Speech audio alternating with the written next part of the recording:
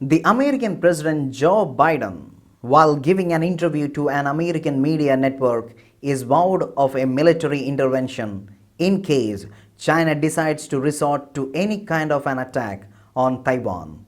And this, of course, took the world by storm, sending waves of anger within Beijing.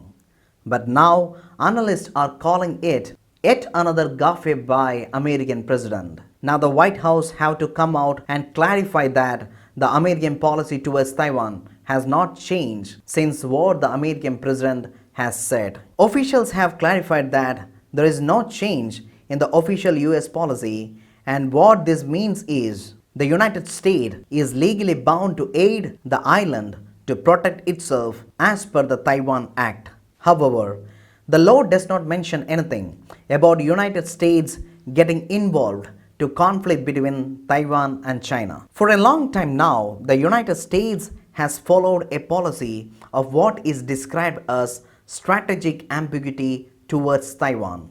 So Biden's comment have left many people wondering if the United States is mulling over the possibility of altering its policy. Biden was asked, will United States come to rescue of Taiwan in event of an attack by China? To which American president, who is known for measuring his words, replied that yes, the Americans have the commitment to come out in support of Taiwan in the event of China attacking Taiwan.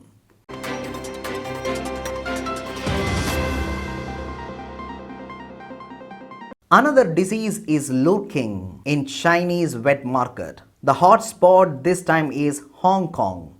More than 70 cases have been detected and already 7 people are died. The local health authorities are pressing the panic button. Thankfully, they know what they are dealing with this time. It's a bacterial infection called Group B Streptococcus or Group B Strep in short. This is spreading through seafood. The first cases were spotted in September. They were linked to freshwater fish sold by some vendors. Usually, these bacteria are harmless, but they have the potential to make people sick.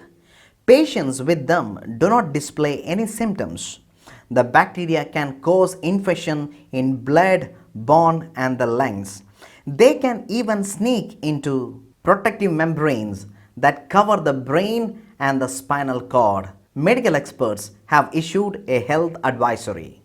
People have been asked to avoid eating raw seafood. Sellers and shopkeepers have been asked to take precaution while handling fish. But there are doubts whether these measures will be enough. This week, Hong Kong's health authorities detected a cluster of 32 cases. It seems that China hasn't taken any lessons from what happened in Wuhan. The wet markets are still alive and thriving.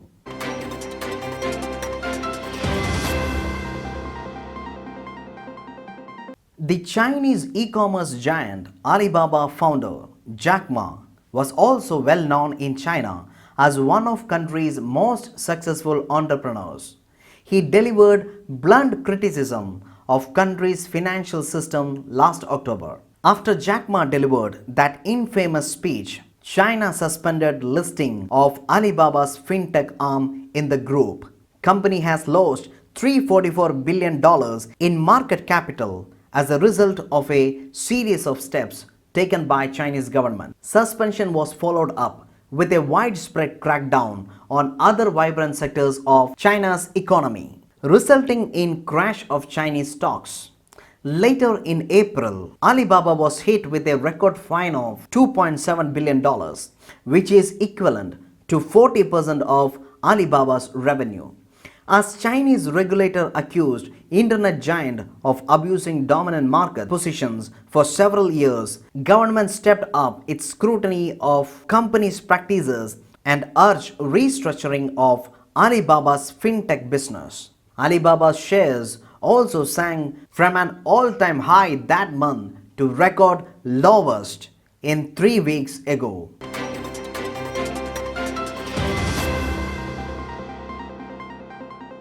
The pressure is mounting on Spanish government to speed up aid delivery to to the La Palma Island, where the volcano has been erupting for more than a month now. The volcano continues to spew lava. Thousands of buildings has been destroyed and more residents continues to flee as the situation worsens. Drones are being used to locate stranded animals. The eruption has also affected the marine ecosystem.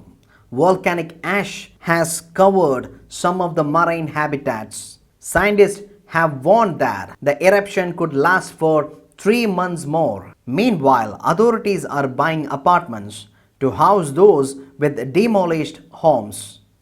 The federal government has already assigned $73 million in direct aid. Over $7 million have been assigned to the local farming and fishing industries. La Palma's last eruption, which happened 50 years ago, lasted for over 3 weeks.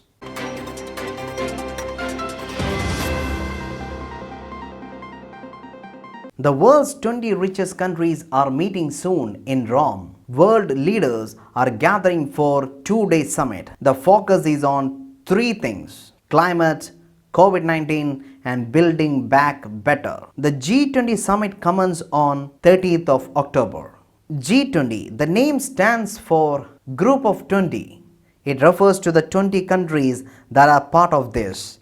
It includes some of world's richest countries, including the US, UK, France, EU, China, Russia, India and others.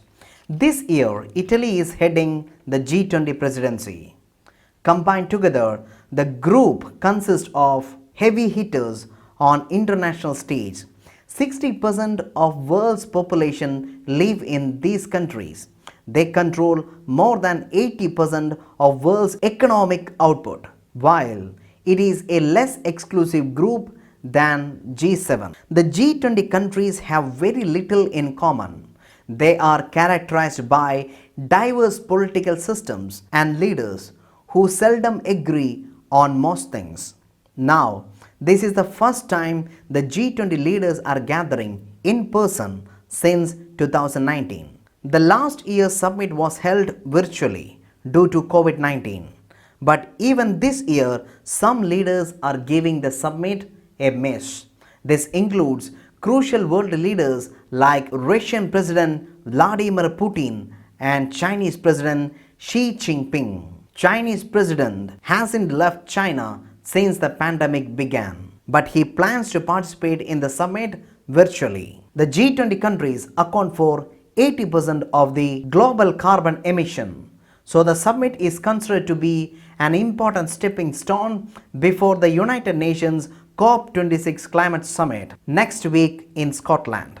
It is also aims to underline that rich nations should contribute $100 billion every year to help developing nations adapt to climate change.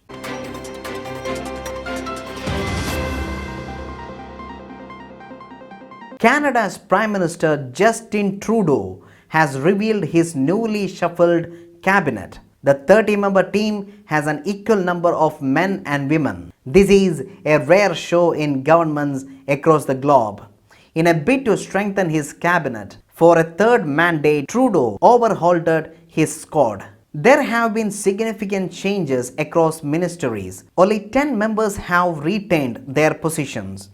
Indian origin Anita Anand is all set to head the Defense Ministry. She is the second woman to ever hold this position. This comes at a crucial time as the Canadian military has been marked by allegations of sexual misconduct since February 2021. Many current and past senior military leaders have been investigated. Reports say former Minister Arjit Sajan is out for the role after 6 years, mainly due to the scandals. The cabinet shuffle comes day before United Nations COP26 climate summit, so the environment minister was a much awaited appointment, and Trudeau did not disappoint climate campaigner turned politician Stephen Gibbon, who was named for the role. Trudeau has said that addressing climate change is his government's top priority. Now on to finance. Christian Freeland will be retaining her ministry and will continue to assist as Deputy Prime Minister. Trudeau has called on a new health minister to address the crisis caused by the pandemic burnout. Unlike most countries, Canada has formed a new ministry tasked to tackle mental health and addictions. Experts are eager to know what policy changes will be brought on by this specific ministry.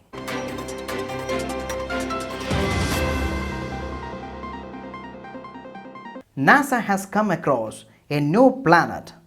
It's spinning in the spiral galaxy called Messier 51, popularly known as the Whirlpool Galaxy. This makes it the first planet to be discovered outside the Milky Way galaxy.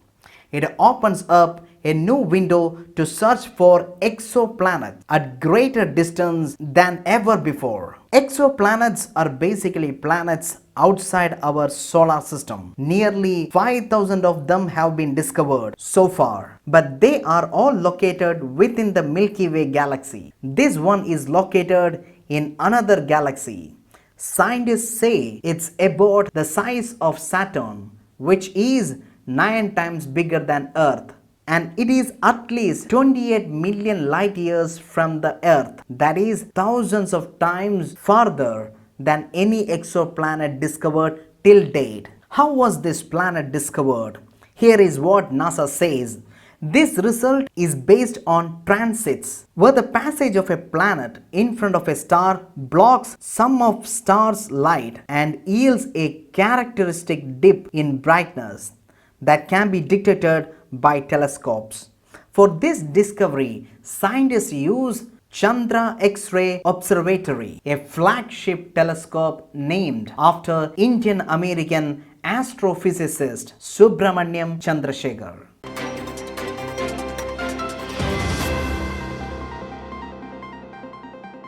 Facebook has been renamed as Meta. The rebrand comes as world's largest social media company battles criticisms over algorithmic decisions and policies of abusers on its platform. The tech giant unveiled a new sign at its headquarters in California, replacing its thumbs up like logo with a blue infinity shape logo. Speaking at the company's virtual and augmented reality conference, Facebook CEO Mark Zuckerberg announced the parent company's name. Zuckerberg emphasized that the new name reflects company's ambition to build metaverse rather than its namesake social media service. Broadly, the term metaverse refers to the idea of a shared virtual environment which can be accessed by people using different devices. The company, having invested heavily in augmented and virtual reality, bets that metaverse will be the next big computing platform. The rebranding would not change company's corporate structure. Meanwhile, Facebook, Instagram, WhatsApp, they will keep their names under the rebranding. Change would bring together its different apps and technologies under one new brand. However, division called Facebook Reality Labs would become a separate reporting unit responsible for AR and VR efforts. Facebook plans to spend at least $10 billion this year on Reality Labs as it builds the metaverse. Last month, Facebook announced a $50 million investment in global research to build metaverse.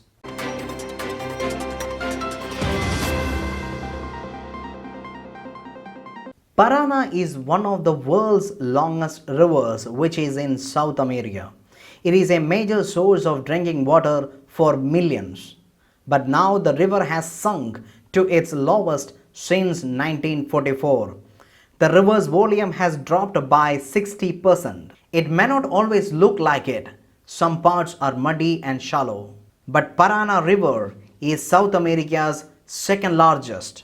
It moves through Brazil, Paraguay and Argentina before reaching the Atlantic Ocean. It is a vital waterway for commercial shipping and fishing, provides drinking water to millions of people, powers hydroelectric plants and supports rich biodiversity. But the river is in trouble, hit by cyclonic droughts and rainfalls made worse by climate change. The river has retreated this year to its lowest level since its record low in 1944, with massive implications for all who depend on it. Many fishes have died because of the dry river. Transportation has also been compromised for locals who mostly travel by boats. It is especially complicated for the children in getting to school. Argentina has lost about $620 million in soybean meal and soya oil exports alone due to transportation problems caused by lower river levels. More lower water levels have contributed to a spike in wildfires, with people in river island communities losing homes and livestock. Despite some rain this month, the longer term weather forecast is not encouraging.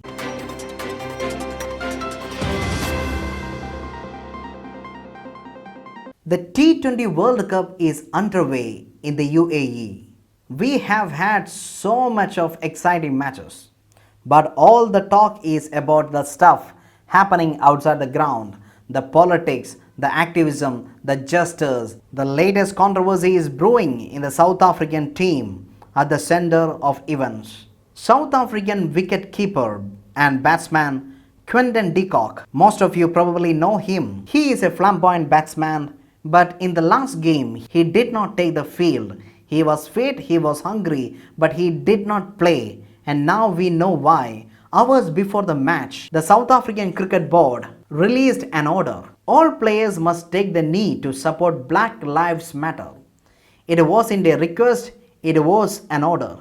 You had to take the knee or you had to sit out, and the de Kock decided to sit out. South Africa went on to beat the West Indies, but more than happiness, there was confusion among the fans. Was de Kock being racist, or was he taking a personal stand? Now this is very sensitive issue in South Africa. This is a country that has struggled for years, and the cricket was one of the biggest casualties. For 21 years, South Africa was absent from international cricket. Nobody is questioning this history. But does it mean that every South African cricketer must take the knee? Does it make them racist if they do not? Until a few months back, the South African Cricket Board had different policy. Players had a multiple options. They could take the knee or raise their hands or stand in attention. But the World Cup, you see, is a global tournament. So many teams have decided to take the knees as a part of their messaging, including Australia, West Indies, and even India. The whole Indian team took the knee in the last game.